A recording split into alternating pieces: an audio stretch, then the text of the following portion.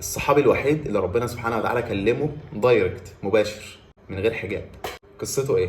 يروى عن النبي صلى الله عليه وسلم لما قتل سيدنا عبد الله بن عمرو بن حرام يوم احد، قال النبي صلى الله عليه وسلم لسيدنا جابر اللي هو ابن سيدنا عبد الله: الا اخبرك ما قال الله عز وجل لابيك؟ ما تيجي اقول لك ايه اللي حصل مع ابيك؟ فسيدنا جابر قال: بلى يا رسول الله. فقال النبي صلى الله عليه وسلم: ما كلم الله عز وجل احدا الا من وراء حجاب، وكلم الله اباك كفاحا.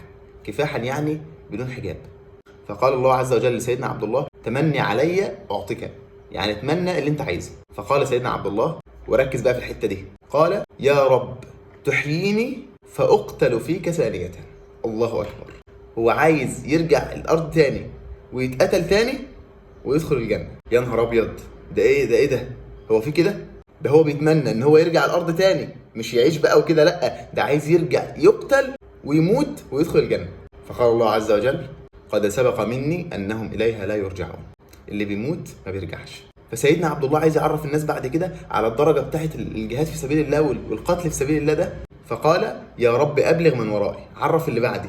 فانزل الله سبحانه وتعالى: ولا تحسبن الذين قتلوا في سبيل الله امواتا بل احياء عند ربهم يرزقون فرحين بما آتاهم الله من فضله ويستبشرون بالذين لم يلحقوا بهم من خلفهم ألا خوف عليهم ولا هم يحزنون يستبشرون بنعمة من الله وفضل وأن